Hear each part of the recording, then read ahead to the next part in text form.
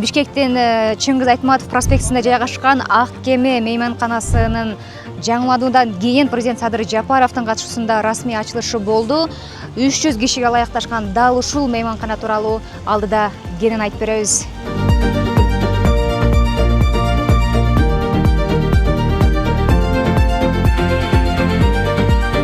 Эсиңизде болсо, аталган мейманкана Кыргызстан эгемендүүлүк алган жылдары тагыраагы Кыргызстандын биринчи президенти Аскар Акаевдин тушунда Түрк ишкери тарабынан салынган.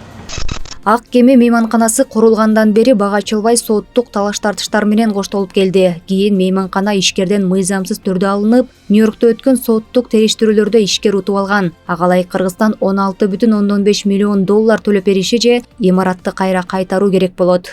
Ошентип 16,5 миллион доллары 20-жылга чейин биз бийликке келгенге чейин 30 миллионго чейин өскөн. Анткени Нью-Йорк соту силер эгерде убагында соттун чечимин аткарбадыңар деп, ар бир күнүнө 15 миң доллардан пеня дейбиз го, жана пайыз, үстөк пайызын өстүрүү чечимин кабыл алган. 2023-жылы учурдагы бийлик түрк ишкерлери менен сүйлөшүүлөрдү жүргүзүп, бир мунасага келишет. Тынчтык келишими менен бүтүрүшөлү деп туруп, болгону 6,5 миллионго чейин түшүрүп, 6,5 миллион мына төлөп берели. Ошо менен анда баягы мировой келишим түзөлүп, силер соттогу дооматыңарды кайра алгыла деп, мына 23-жылы, 21-жылдан 2 жыл бою сүйлөшүп жүрүп отуруп, ийге келтирип, анан кийин бул имараттын башын бошотуп алып, соттон кутулганбыз. Ошентип, Ак Кеме президенттин иш башкармалыгынын карамагына өтүп, ишти солгундатпай алдыга жылдыруу үчүн олуттуу инвестиция тартылды. Бул жер инвесторго 15 жылга ижарага берилип, 15 жылдан кийин мекемени толугу менен Кыргызстанга өткөрүп берүү келишими түзүлдү. Ал эми ижарага алган тарап мамлекетке айына 60 миң доллардан төлөп турат. Учурда мейманкана заманбап талапка ылайык толук түрдө жаңыланып, коноктор үчүн кайрадан эшигин ачты.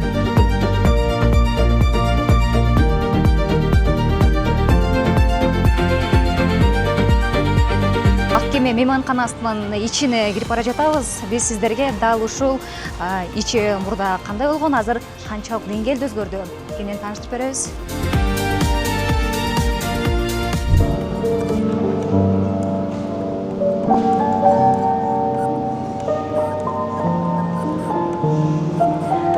Достор, бул пианинаны мен ойногон жокмун. Бул Ак Кеме мейманканасынын кире беришинде жайгашкан атайын пианино экен. Бул жерде музыка өзү ойноп турат экен. Оболу мейманканадагы эң кымбат бөлмө менен тааныштырабыз.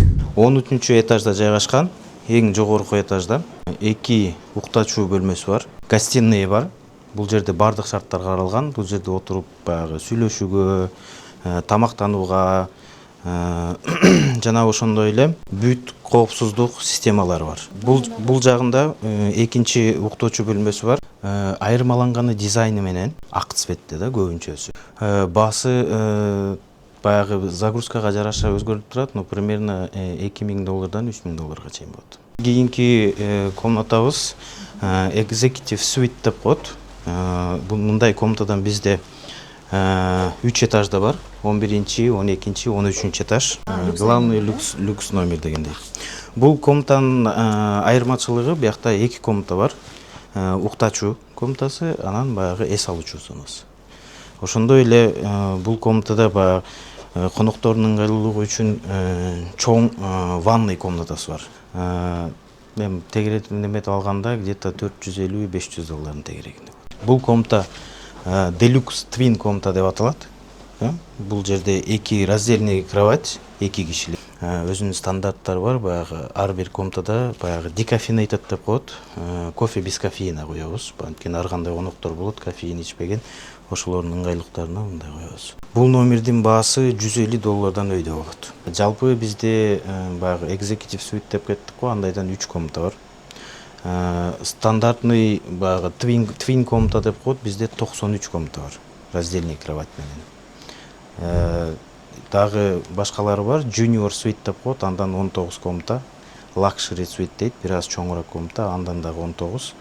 И executive suite'тен 100. Буга чейин биз технический открытие болуп кабыл алып атканбыз. Анткени биз отелди полный текшерип көрүшүбүз керек.